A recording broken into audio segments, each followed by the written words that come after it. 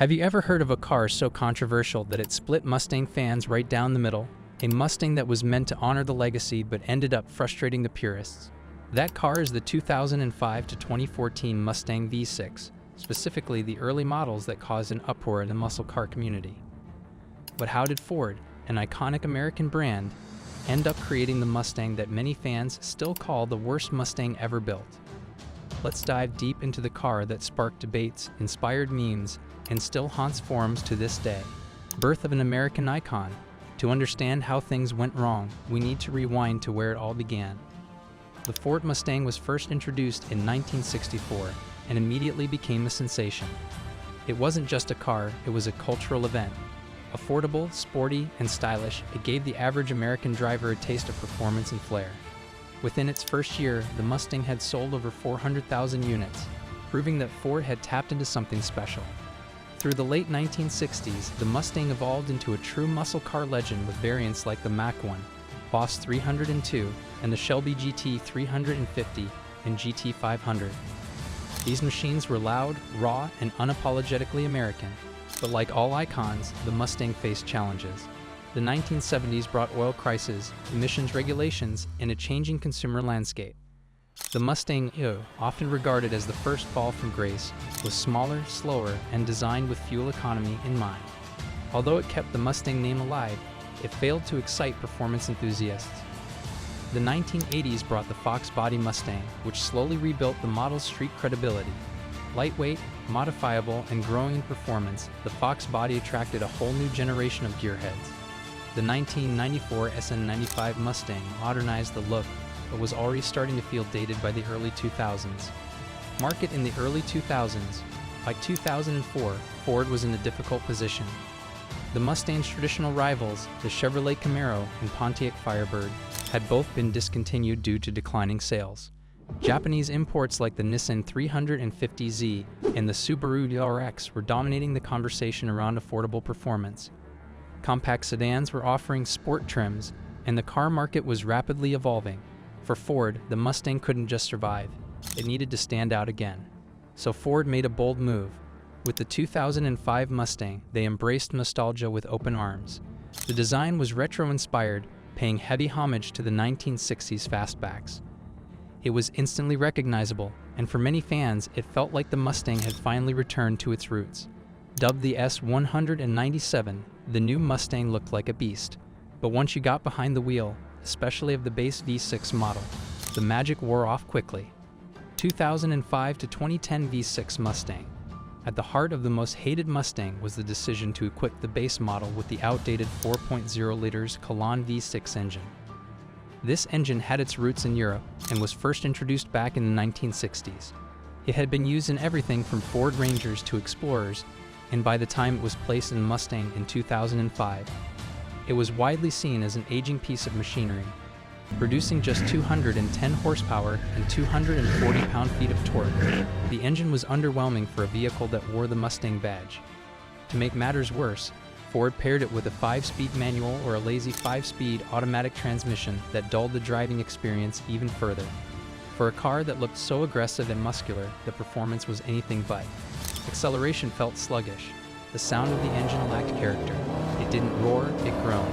While the GT model came with a respectable 4.6 liters V8 producing 300 horsepower, the V6 felt like an afterthought, a way to sell more Mustangs to people who couldn't afford or didn't want a GT.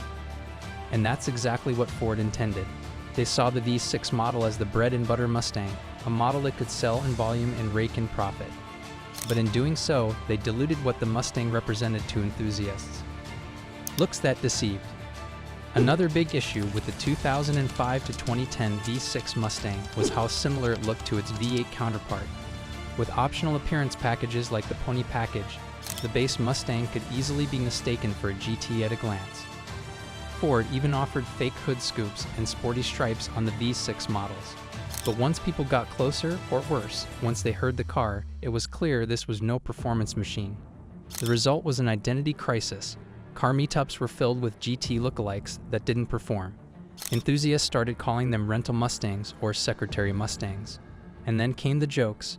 Online forums like MustangForums.com and SBT Performance exploded with criticism. Videos started surfacing mocking V6 Mustang owners who tried to race or rev their engines. Internet culture quickly painted V6 Mustangs as the car of choice for teenage boys trying too hard, or for drivers who wanted the look of performance without the price. Sales success. Ironically, while the car community mocked the V6 Mustang, Ford was laughing all the way to the bank. The V6 model was affordable, starting at under $20,000, and it sold incredibly well. In fact, the majority of S197 Mustangs sold from 2005 to 2010 were V6 models. For many drivers, especially younger ones, this was their first car. It looked cool, had 2 doors, and carried the legendary Mustang badge. But popularity didn't translate to respect. As more V6 Mustangs flooded the streets, the image problem worsened. Enthusiasts began to view the Mustang as a nameplate that had lost its meaning. The term "real Mustang" became shorthand for only the V8 models, and this cultural division between V6 and GT owners created lasting scars in the community. Rise of the underdog. Despite the hate, some V6 Mustang owners embraced the challenge. Rather than trade up or hide in shame, they modified their cars to prove a point. Some added turbochargers or superchargers, while others installed performance exhausts, cold air intakes, and custom tunes to squeeze out every bit of power from the 4.0 liters Cologne V6. Many upgraded their suspension, added coilovers or sway bars, swapped in better brakes, and tuned their cars for improved handling and stopping power. With enough effort, these V6 Mustangs became legitimate street performers, and a few even managed to surprise GT owners at drag strips and track days. These dedicated owners formed a tight-knit subculture, underdogs with something to prove, who showed that passion and creativity could push the platform far beyond what most people expected.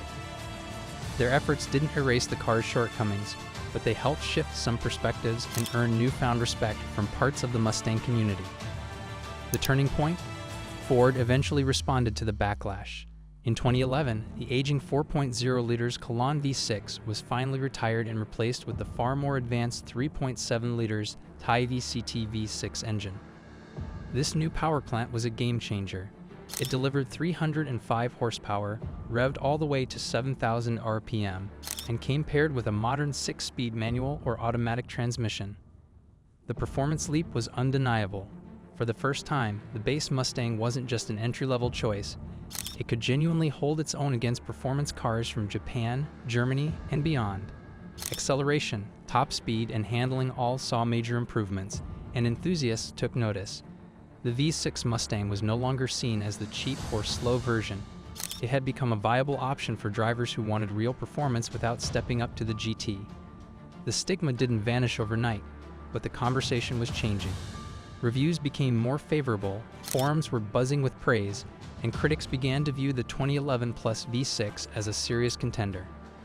It was no longer a punchline. It had finally earned its place in the Mustang legacy. The most hated Mustang. Today, the 2005 to 2010 V6 Mustang occupies a strange place in history. It's still mocked in some circles, still viewed as a misstep by many, but for others, it's a nostalgic entry point into car culture. It was affordable, customizable, and introduced thousands of people to the Mustang lifestyle.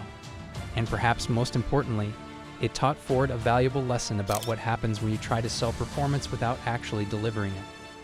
The S197 V6 might be the most hated Mustang ever made, but it also played a crucial role in shaping the brand's future. Without it, there might not have been the push to improve the base models. Without the backlash, Ford may never have given us the high-performance EcoBoost or the reborn GT 350. In a strange way, the failure of the V6 Mustang helped ensure the Mustang's legacy would survive and evolve. So what do you think? Was the 2005 to 2010 V6 Mustang truly the worst of the worst? Or was it simply misunderstood? Let us know in the comments. Share your stories, whether you owned one, raced one, or just hated seeing one at every car meet. If you enjoyed this deep dive into automotive history, don't forget to hit the like button and subscribe for more incredible stories from the world of cars. There's plenty more coming your way. Thanks for watching, and remember, every car has a story, even the ones we love to hate.